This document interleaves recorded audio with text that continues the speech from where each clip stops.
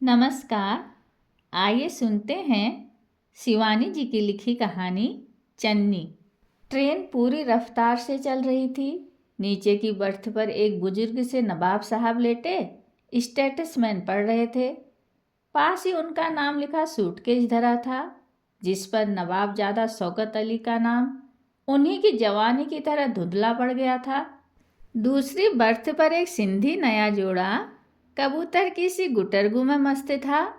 बार बार लड़की सी दिखती नई दुल्हन अपने जवान पति को ऊपर की बर्थ पर जाने के लिए ठेल रही थी और वह दुगने जोश से उससे छेड़खानियां किए जा रहा था। ऊपर की बर्थ पर लेटी मैं मन ही मन सोच रही थी कि ये नए नए ताजे जोड़े अपने आसपास की भीड़ से कितने बेखबर रहते हैं। मेरे लिए यह कोई नई चीज नहीं थी। नैनीताल की ठंडी सड़क पर दिन दहाड़े ऐसे बीसियों जोड़े एक दूसरे से लिपटे लिपटाए घूमते रहते हैं, पर मैं देख रही थी कि बुजुर्ग नवाबजादा शौकत अली को उस जोड़े ने बेहद परेशान कर दिया था। बेचारे बार बार खांसते खखारते अपनी उपस्थिति का आभास दे रहे थे। जब लखीमपुर में वह रसीला जोड़ा उतर गया तो उन्होंने चैन की सांस ली और करवट बदल कर सो गए। गर्मी बेहद थी, पंखा चल रहा था, पर ट्रेन के अधिकांश पंखों की भांति यात्रियों को छोड़कर डिब्बे की हर दिशा को हवा भेज रहा था।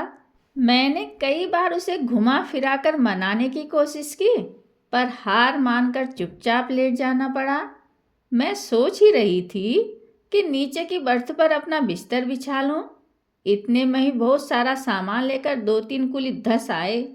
भूरे भूरे बालों वाले एक लड़के ने बड़ी फुर्ती से निचली बर्थ पर होलडाल फैला दिया और एक पिस्तेई रंग के बुर्के की सर्र सर्र के साथ एक महिला उस बर्थ पर जम गई।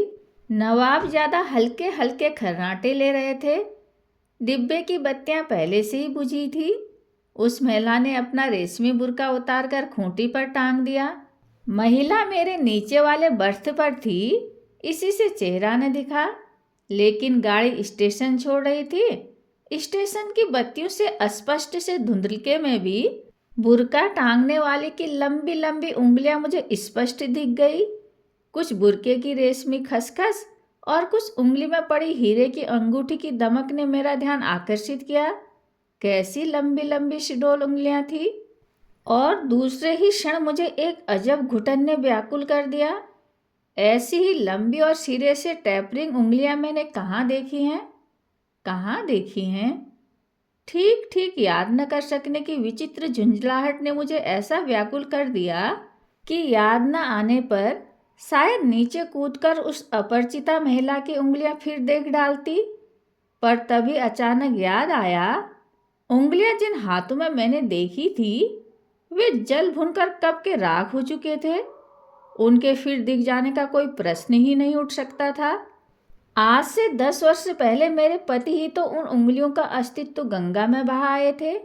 हाँ हाँ, चन्नी की उंगलियां ऐसी ही थीं। मैं उससे कहती, चन्नी तेरी उंगलियां तो चंपे की कलियां हैं। चल हट, वह कहती। ताई तो कहती है ऐसी लंबी लंबी उंगलियां चुड़ैल की होती हैं। ताई की नज़र में तो वह हमेशा चुड़ैल ही रही। चन्नी मेरे मझले मामा की इकलौती लड़की थी। जन्मते ही उसने जननी को डसा और पिता को तो गर्भ से ही डस चुकी थी। अनाथ चन्नी को बड़े मामा जी ने ही पाला। मेरे ननिहाल में 3 अल्सेशियन भी पलते थे। अभागिनी चन्नी को भी उसी स्तर से पाला जाता था। घर भर की उतरने वह पहनती, फिर भी कुंद कली सी चटकती रहती। घर भर की बासी जूठन उद्रस्त करने पर भी उसके स्वास्थ्य ने कभी हार नहीं मानी। मेरे ननिहाल की सब लड़कियां गोरी चिट्टी थीं, पर चन्नी थी सांवली। उसे अपने कृष्णवर्ण पर कोई दुख नहीं था। वह जानती थी कि विधाता ने उसकी शोख आंखों और मोती सी दंक्त पंक्ति में लावण्य का ऐसा अपरिमित कोष भर दिया था, जिसे अपने गौर वर्ण की महिमा से भी उसकी चचेरी बहनें तुक्ष सिद्ध नहीं कर सकती थी। एक से एक महंगे विदेशी शैम्पू से अपने सुनहरे बालों को धोकर उसकी गोरी गोरी मेमसी बहनें कॉन्वेंट स्कूलों में पढ़ने जाती और वह केवल रीठे से स्मृत अपनी एड़ी तक लहराती चोटी पीठ पर डालकर जगत तारिणी स्कूल में पढ़ती। उसकी अध्यापिकाओं का कहना था कि ऐसी तेज लड़की उनके स्कूल में आज तक नहीं आई। एक बार अपने स्कूल की खेल की टीम के साथ वह रूस भी घूम आई तो चाची ताइयों के दिल पर छुरियां चल गई। बड़े मामा जी ने ही जिद करके उसे भेज भी दिया, नहीं तो बेचारी जा भी ना पाती। विदेश से लौटने के बाद चन्नी की बोटी बोटी फड़कने लगी। शौक पहले से ही थी, अब ढीठ भी हो गई। जब छोटी थी तभी पास पड़ोस से शिकायतें आने लगी थी। चन्नी ने किसी की चूड़ियाँ मसक दी, किसी की गुड़िया कुएं में डाल दी, कहीं से कच्ची इमलियाँ चुरा लाई तो कहीं से कच्चे अमरूद। जवान हुई तो कयामत ही आ गई। उसकी किताबों से एक आध प्रेम पत्र का गिरकर बड़ी मामी जी के हाथ में पड़ जाना तो नित्य की घटना थी। 30 पर मोहल्ले भर के छोकरों की भरमरावली उसके इर्द गिर्द मंडराने लगी। होने को तो बड़े मामा जी की लड़कियां सरला उससे कहीं सुंदर थी, किंतु बड़ी बड़ी आंखों की चंचल पुतलियां घुमाना, खिलखिलाकर हंसी के मंजीरे बजाना, यह सब उसे कहाँ आता। अपनी सामान्य सी साड़ी के आंचल सिग्नल से चन्नी मोहल्ले भर के युवकों के हृदय इंजन को रोक सकती थी। तभी तो बड़ी मामी जी अम्मा से कहती, बीबी छोरी बंगाल का जादू जाने है, किसी तरह छोरी के हाथ पीले करूं तो छुट्टी मिले। सुन तो रही हो, शास्त्री जी की बिटिया भी मुसलमान साइकिल वाले के साथ भाग गई। शास्त्री जी की बिटिया साइकिल वाले के साथ न भागी होती तो शायद चन्नी के विवाह की इतनी जल्दी न मचती। उसी दिन से मेरे दोनों मामा उसके लिए दाएं बाएं वर ढूंढने लगे, किंतु इसी बीच एक सुयोग्य पात्र ने उसे स्वयं ढूंढ लिया। चन्नी अपने मामा के यहाँ अलीगढ़ गई हुई थी। वहाँ की नुमाइश में उसे चटखारे ले लेकर चाट खाते योगेन जीजा ने देख लिया। अब चाट खाने वाले भी 2 तरह के लोग होते हैं। चन्नी ने मुझसे हंस हंस कर कहा था। आज भी उसकी हिरनी सी आंखों की काली भौर पुतलियाँ मेरे स्मृति पटल पर खींच जाती हैं। एक तो प्लेट में चाट धरकर चम्मच से ऐसे चुगते हैं जैसे मोती हो, न मिर्ची की सिसकारियाँ, न हा हा हू, न उंगलियां चाटना, न आंखों में पानी। और एक चाट खाने वाले होते हैं हम सरीखे, आंखें लाल, होंठ लाल, यानी दिरगन बीज डोरे लाल झलके बस। तेरे जीजा ने हमें देखा और पसंद कर लिया। काश जीजा उस पर रीझे ही रहते। ननिहाल की वह विश्वल्लरी मुझे प्राणों से प्रिय थी। उसकी कुख्याति सुनकर भी मुझे कभी घृणा नहीं हुई। एक दिन बड़ी मामी ने मुझे निराले में खींचकर समझाया भी था, देख बिट्टो, उस छोकरी के पीछे पीछे मत फिरे, वह जहर की बुझी है, जहर की। अपनी नानी पे गई है रंडी। चन्नी के नाना ने वैश्या से विवाह किया था। हो सकता है चन्नी में अपने रूपजीवी नानी के ही संस्कार आए हों। मजले मामा ने घर भर की अवहेलना करके ही मामी से विवाह किया था। इसी से वर्जित कुल की स्मृति चिन्ह चन्नी सबकी आंखों की किरकिरी थी। मैं छुट्टियों में ननिहाल जाती तो वह मुझसे लिपट जाती, हाथ नचा नचा, पुतलियां घुमा, ऐसे ऐसे रंगीन किस्से लेकर बैठ जाती कि जी में आता सुनते ही रहो। प्रेम पत्रों का उसके पास एक बड़ा सा पुलिंदा रहता, जिसे वह पिछवाड़े के बरामदे में मुझे ले जाकर पढ़ पढ़ कर सुनाती। सरला से मत कहना, बड़ी चुगलखोर है, चट ताई से कह देगी, वह कहती। और सकरे पिछवाड़े में पास के पागल खाने से आती दुर्गंध के दूसरे भार को वहन कर भी मैं उसके प्रेम पत्रों के रस भंडार का रसास्वादन करती। एक उम्र ऐसी होती है जब ऐसे प्रेम पत्रों का लड़कियों के मनोरंजन के लिए विशेष महत्व होता है। हमारी शायद वही उम्र थी। मैं 16 की थी और चन्नी 17 की। उसी साल चन्नी का विवाह भी हो गया। मुझे आज भी उसके विवाह की एक एक घटना कंठस्थ है। भारी जामदानी लहंगे में चन्नी की मुट्ठी भर की कमर दूहरी हुई जा रही थी। उसकी नाक सीधी नहीं थी, इसी से उसके ससुराल से स्प्रिंग वाली बड़ी सी नथ आई थी, जिसका स्प्रिंग या तो ढीला हो जाता था या घूंघट की उमस से घुटकर चन्नी स्वयं ढीला करके सबके सामने घूंघट पलट कर कह उठती थी, देखो ताई, यह नथ हमसे नहीं संभलती। आंखें दिखाती, दांत पीसती बड़ी मामी दुगना घूंघट खींच देती और उसकी फुसफुसाहट तीखी होकर शायद उसी दिन योगेन जीजा के कानों में पड़ गई। अरे, आज के दिन तो हमारी लाज शर्म रख ले। योगेन जीजा शायद समझ गए थे कि बिगड़ी घोड़ी को लगाम और चाबुक की सान में नहीं साधा तो वह उन्हें भी अनाड़ी सवार की तरह मिट्टी में लिटा देगी। सिर से पैर तक गहनों से लदी चन्नी विदा हुई तो मेरी दोनों मामियों ने निश्चिंत सांस लेकर कहा था, चलो भाई, हमने तो अब गंगा नहा लिया। फिर कई साल तक मुझे चन्नी की खबर ही नहीं मिली। मेरे विवाह पर भी योगेन जीजा ने उसे नहीं भेजा। सरला तो कहती थी कि उसके प्रेम पत्रों के पुलिंदे के बारे में किसी ने योगेन जीजा को बतला दिया। क्या पता बतलाने वाली स्वयं सरला ही हो। फिर सरला के ब्याह में बड़े मामा उसे स्वयं जाकर लिवा लाए। मुझे लगता है उस अभागिनी को बड़े मामा बहुत चाहते थे, इसी से मामी के बहुत बुरा भला कहने पर भी वे उसे लिवाने चले ही गए। और कैसा आश्चर्य कि जीजा ने चटपट भेज भी दिया।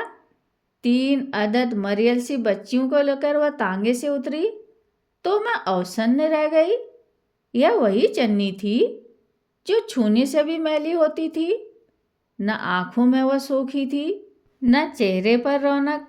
मुझे देखते ही सिर झुका लिया, जैसे अपनी गंदी बदशक्ल लड़कियों के लिए माफ़ी मांग रही हो। तीनों बच्चों ने माँ का रंग और बाप का नक्शा पाया था। तीनों ही के चेहरे पर योगेन जीजा की सुग्गे की नाक का मनहूस साया था। उनके जिन अंगों को ढकने के लिए उनके धारीदार कच्छों की सृष्टि हुई थी, उन्हें खुला छोड़कर वे उनके घुटनों तक बड़े ही फुहर ढंग से लटक आए थे।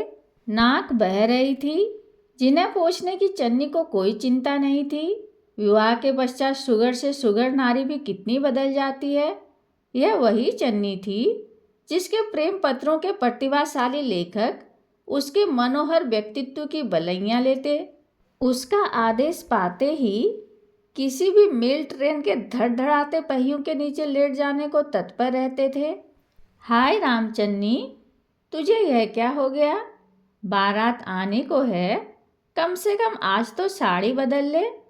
मैंने उसे खींच खांच कर अपनी एक साड़ी पहना दी, बालों को संवार कर जूड़ा बनाया, बिंदी लगाने लगी तो वह दोनों हाथों से मुंह ढककर सिसक पड़ी। अरे भाई, हमारी कमीज कहाँ डाल दी? हद हो तुम। योगेन जीजा की चिड़चिड़ी आवाज़ सुनते ही वह भीगी बिल्ली सी दुबक गई। मैं समझ गई कि हृदयहीन पति के कठोर शासन ने ही उसकी मुखश्री छीन ली है। बारात विदा होते ही जीजा उसे लेकर चले गए। उन्हें किसी मीटिंग में दिल्ली जाना था। योगेन जीजा, चन्नी को यहीं छोड़ जाइए ना, हमें भी तो दिल्ली जाना है, हमारे साथ चली जाएगी, मैंने कहा और चन्नी का चेहरा फक्क पड़ गया, जैसे मेरे दुस्साहस से योगेन जीजा सबके सामने उसका अपमान न कर बैठे। नहीं, यहाँ कैसे छोड़ दें, होटल का खाना हमसे नहीं खाया जाता। वह गई तो मारे भय के मुझसे ठीक से मिली भी नहीं। एक सहमी सी हंसी के पीछे उसके दोनों होंठ बरबस रोकी गई रुलाई के भार से कांप रहे थे। मैं मोड़ पर अचानक ओझल हो गए उसके तांगे को देख रही थी कि न जाने कहाँ से बड़ी मामी आ गई। उनकी पुत्री को ससुराल से बहुत ही साधारण सा चढ़ावा आया था, उसी की भड़ास उन्होंने चन्नी के मत्थे निकाली। क्या सुख है चन्नी को, जमींदार से जाकर सुना योगेन तालू में बंद करके धरे है। लक्षण जो वैसे ठहरे, इससे तो अपनी सरला अच्छे घर गई। ऐसा भी क्या गहना जिससे गर्दन टूटे। चन्नी तो राह पर आ गई, दामाद करी न मिलता तो आज समी मंजिल में होती। सामने समी मंजिल के गुंबद दिख रहे थे। सबसे ऊंची मंजिल पर बने आधे चांद पर नए मालिक ने काला रंग पोत दिया था। जिस छत के मुडेर पर बिगोनिया के गमले महकते थे, वहां पर कई जोड़ी कच्चे और मैली सी पांडु जीर्ण सलवारें सूख रही थी। चन्नी की शादी के साल ही समी मंजिल ने उजड़कर पहले से ही उसकी मौत का मातम मना लिया था। आबिद चचा पाकिस्तान भाग गए और अब उनकी समी मंजिल किसी सरदार को क्लेम में मिल गई थी। सरदार जी के 17 बच्चे थे, जो उनकी छत की हर मुंडेर पर लंगूरों की तरह चढ़े रहते थे। उनकी छत से मिली एक संकरी सी मुंडेर मामा जी के दीवान खाने की छत पर उतरती थी, और कभी वही मुंडेर डूबते सूरज की छाया में समी मंजिल और तुलसी कुटीर की प्रेम पुष्य सलीला का संगम थी। इरफान अहमद चन्नी के पीछे दीवाना था। उसकी सारी चिट्ठियाँ हिना और खस से तर आती थी। उन्हें सूंघ सूंघ कर किताबों से ढूंढ निकालना सरला के लिए बड़ा आसान होता। इसी से इरफान उन्हें मुंडेर की एक खपरेल के नीचे छिपा जाता। बड़े मामा जी से आबिद चचा की पुरानी मित्रता थी। इसी से मुस्लिम परिवार से मिलने जुलने पर हम पर कोई भी रोक टोक नहीं थी। इरफान भाई अलीगढ़ यूनिवर्सिटी से घर आते तो बड़ी मामी चौकन्नी होकर चन्नी के पैरों में बेड़ियां डाल देती, पर चन्नी उन कैदियों में से थी जो बेड़ियों को काटने का साधन जेल खाने की ऊंची दीवारों में भी जुटा ही लेते हैं। बात शायद बहुत बढ़ जाती, पर बीच ही में हिंदुस्तान और पाकिस्तान ने एक दूसरे की ओर बड़ी बेरुखी से पीठ फेर ली। जब मेरे पति की बदली दिल्ली हो गई तो मैं खुशी से उछल पड़ी। चन्नी वहीं थी। अब मैं उसकी उदासी को दूर कर लूंगी और वह फिर पहाड़ी मैना से चहकने लगेगी। किंतु चहकती कैसे? मैना के गले में सुना एक कांटा उगाता है और वह चहकना बंद कर एक दिन गर्दन डाल देती है। चन्नी के गले में भी ऐसा ही कांटा उगाया था। मेरे और उनके मकान के बीच कुल 3 मकानों का फासला था और काम निपटाते ही मैं उसके पास पहुंच जाती। पर धीरे धीरे मुझे लगने लगा कि जो चन्नी मुझे देखकर कली सी खिल उठती थी, वह मुरझाकर बिखर जाती है। योगेन जीजा के ऑफिस से लौटने से पहले ही मुझे किसी प्रकार विदा देने को वह छटपटाने लगती। मेरे यहाँ आती भी तो सहमी सहमी निगाहों से इधर उधर देखती, बार बार चौंक पड़ती और कभी अपनी बड़ी बड़ी आंखें मेरे चेहरे पर गड़ाए मुझे देखती रहती। मैं पूछती भी तो किससे? घर के भेदी प्राय नौकर या बच्चे ही होते हैं। नौकर जीजाजी रखते ही न थे और चन्नी की 3 बच्चियां वज्रमूर्खा थी। इसी बीच में बाबूजी की बीमारी का तार पाकर मायके चली गई। वहीं मुझे एक दिन अपने पति की चिट्ठी मिली कि चन्नी किसी के साथ भाग गई। मैं स्तब्ध थी, मन ही मन। मैं जानती थी कि चन्नी कभी भाग नहीं सकती। भागने की भी तो आखिर एक उम्र होती है। 34 वर्ष की पढ़ी लिखी 3 बच्चियों की माँ चन्नी भला किसके साथ भाग सकती थी? किसके साथ भागी यह पता नहीं। मेरे पति ने लिखा था, लेकिन योगेन का कहना है कि वह किसी प्रेमी के साथ ही भागी है। चन्नी क्या ऐसी नासमझ थी? योगेन जीजा के निर्मम व्यवहार और शक्की स्वभाव से ही ऊबकर वह किसी ताल बावड़ी में कूद गई होगी। बेचारी ने पति का विश्वास पाने के लिए कितनी चेष्टा की थी। मैं नित्य बड़ी आशा से अखबार देखती, शायद किसी युवती की लाश मिलने का समाचार हो। इसी बीच मेरे पति का एक पत्र आया कि चन्नी के किसी सरदार के यहाँ छिपने का समाचार मिला था। वहाँ पुलिस की सहायता से योगेन जीजा ने छापा मारा तो सरदार फरार हो चुका था और दरवाज़ा तोड़ने तक चन्नी ने अपने शरीर पर मिट्टी का तेल छिड़क कर आग लगा ली। पड़ोसियों ने बतलाया कि वह सरदार कुछ ही दिन पहले 10 साल की सजा भुगत कर लौटा था और एक दिन वह सुंदर सांवली बंगाली सी लड़की उसके साथ आकर रहने लगी थी। दिन भर वह कमरे में बंद रहती और रात को सरदार के साथ घूमने निकलती।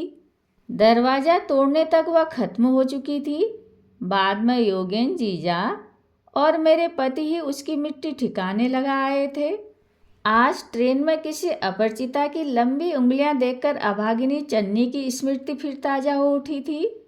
एक बार बर्थ से झांककर देखने की चेष्टा की तो देखा वह अपरिचिता मुस्लिम महिला करवट बदले सो रही थी। नवाब साहब के खर्राटों और ट्रेन के झकोरों के बीच मुझे भी नींद ने दबोच लिया। काफ़ी देर बाद किसी स्टेशन पर गाड़ी रुकी, फिर चली और फिर न जाने कितने स्टेशनों पर रुकती चलती बढ़ती चली गई। मैं गहरी नींद में पड़ी ही रही। जब उठी तो हल्का गुलाबी उजाला होने लगा था। नीचे झांककर देखा तो बर्थ खाली थी। लंबे उंगलियों वाली मुस्लिम महिला न जाने किस स्टेशन पर उतर चुकी थी। हाथ में गड़वा लिए नवाब साहब बाथरूम में घुस गए तो मैं भी बिस्तर से उतरकर नीचे की बर्थ पर आ गई। एक छोटा सा रुमाल शायद वह महिला भूल गई थी। बड़ा प्यारा सा लैस लगा कैम्ब्रिक का रुमाल था, जिसे देखकर फ्लोबेयर की किसी फ्रेंच नायिका का स्मरण हो आया और न जाने क्या सोचकर मैंने उसे उठा लिया। स्पर्श और भी प्यारा लगा। नाक से लगाया तो मुझे सांप सूंघ गया। कैसी परिचित मीठी खुशबू थी, वही जानी पहचानी मीठी खुशबू जो इरफान अहमद के हिना के तर खतों से आया करती थी। लखनऊ आने तक वह रुमाल मेरी मुट्ठी में ही धरा रहा। वह रुमाल नहीं, जैसे शादी के पसीने से तर चन्नी का हाथ मेरे हाथ में बंद था। घर पहुंचते ही मैंने पति से पूछा, क्यों, उस दिन आप भी जीजाजी के साथ मरघट तक गए थे ना? मेरे पति मुझे ऐसे देखने लगे जैसे मेरा दिमाग फिर गया हो। चन्नी को मरे 10 साल हो चुके थे। हद करती हो तुम भी, आज अचानक क्या याद आई? नहीं, ऐसे ही पूछा। मैंने कुछ खिसिया कर कहा, आप कहते थे ना उसने अपने को जला डाला था, फिर मरघट तक क्या ले गए होंगे, यही सोच रही थी। इस बुरी तरह जली थी कि पहचान ही में ना आती थी। वे तो दोनों हाथ बच गए थे बस। हाय राम, क्या दोनों हाथ देखकर ही आप लोगों ने उसे पहचान लिया था? मेरा कलेजा बुरी तरह धड़के जा रहा था। नहीं, उंगलियां देखकर। योगेन कहता था कि वैसी लंबी लंबी उंगलियां और किसी की नहीं हो सकती। फिर बाएं हाथ पर गुदना भी तो था। मुझे याद आया उसके बाएं हाथ पर गुदा फूलों का एक नीला गमला। किंतु क्या उस गमले पर उसका कॉपीराइट था? क्या वैसा ही गमला किसी और के हाथों पर नहीं गुद सकता था? योगेन जीजा ने कहा था कि वैसी उंगलियां और किसी की नहीं हो सकती। जब ट्रेन में मुझे लंबी लंबी उंगलियां दिखी, यही तो मैं भी जोर जोर से कहना चाह रही हूँ कि वैसी उंगलियां और किसी की नहीं हो सकती। पर कैसे कहूँ, मेरी बात मानेगा ही कौन? मेरे पास सबूत है, परिचित खुशबू से तर छोटे से कैब्रिक के रुमाल का। संसार ऐसी भावुक कमजोर दलील पर विश्वास नहीं करता। फिर उस खुशबू ही को भला कब तक सहेज पाऊंगी? हिना और खस की खुशबू अब चन्नी के रहस्यमय अस्तित्व की भांति धीरे धीरे उड़ती जा रही है। जिस दिन वह बिल्कुल ही उड़ जाएगी, उस दिन शायद मैं भी मान लूंगी कि चन्नी सचमुच ही मर गई। कहानी सुनने के लिए धन्यवाद।